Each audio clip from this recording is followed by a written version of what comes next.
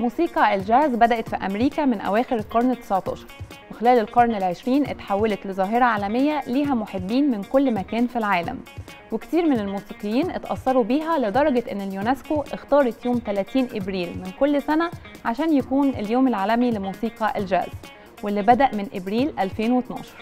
انتشار موسيقى الجاز وتطورها خلى دول كتير تتأثر بالنوع ده من الموسيقى وتضيف الطابع الخاص بيها ليه، ومصر من الدول اللي مجتمع الجاز فيها بيضم عدد كبير من الموسيقيين المهمين، منهم الموسيقار فتحي سلامة اللي قدم خلال احتفال مصر بيوم الجاز العالمي مقطوعتين من أعماله. يوم الجاز العالمي ما هو بيتعمل في كل الدنيا. هو أستاذ عمرو صلاح هو اللي عامل برضو كايرو جاز فيستيفال اللي بيحصل كل سنة. أنا لعبت في كايرو جاز فيستيفال ده مرتين أعتقد.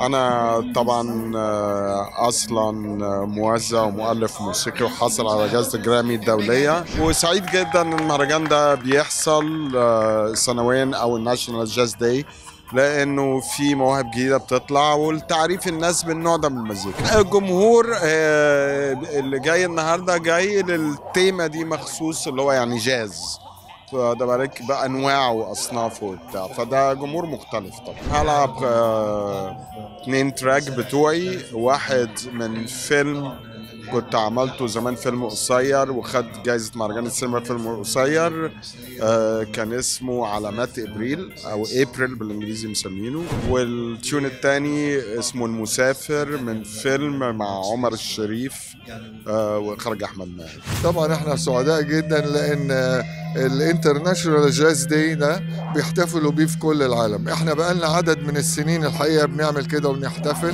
وبنتجمع، ودي حاجة شرف لمصر جدا ان يبقى فيها بنحتفل زي كل حتة في العالم بيوم الجاز العالمي. حاجة تفرح يعني ان البلد هنا لسه بتنتج كمية من الموسيقيين القادرين على عزف أي نوع من الموسيقى، وفي ازدياد وفي أجيال شباب صغيرين بيلعبوا في منتهى الجمال، فدي حاجة تشرف إن مصر ولادة وهتفضل كده. يوم جميل بالنسبة لنا إن إحنا بنجتمع كموسيقيين وبنحتفل بيوم الجاز العالمي، يعني فرصة حلوة ليها أبعاد كتيرة، وارجو ان يعني كمان الجمهور يعني يستقبل الابعاد دي او الرسائل دي. والله الجمهور بتاعنا يعني هو متسامح مع الريpertoire كله، يعني طبعا هم الجمهور بيحب يسمع اكتر اغاني، يعني اكتر على حساب اللي هي الحاجات الانسترومنتال او الموسيقى، بس هو كمان يعني زي ما انت شايفه يعني هو متسامح جدا مع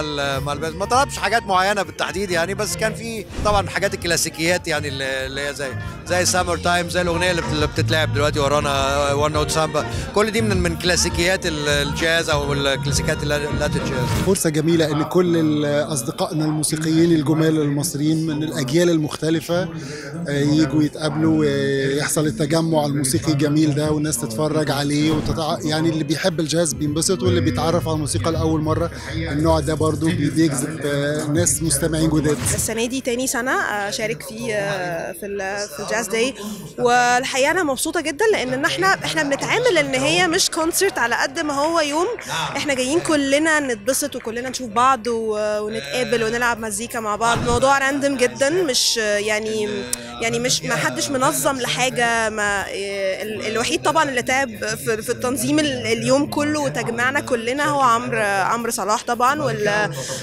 والناس اللي ساعدت في إدارة اليوم نفسه. لكن كمزيكا لا، يعني احنا جايين علشان يعني it's not a concert، يعني هو على قد ما هو احنا بنتجمع مع بعض. انا انبسطت جدا ان انا مثلا غنيت مع التالنتس الفظيعة، يعني شاطرين قوي، يعني بيانست والدرامر ومستر عامر بركات البيزست، ده من الناس اللي بالنسبه لي يعتبر تتكتب في السي في بتاعي، يعني ان انا غنيت معاه. انا مبسوطه قوي ان انا بشارك النهارده، يعني دي تعتبر اول مره ليا، وما كنتش متخيله خالص ان الايفنت هيكون بالحجم ده وبالجماهيريه دي، والناس بجد يعني الاتموسفير حلو جدا وبتتفاعل، فانا مبسوطه جدا الحقيقه. اشترك في باقات واتشت الشهريه بتبدا من 14 جنيه و99 قرش، وباقات سنويه تبدا من 150 جنيه.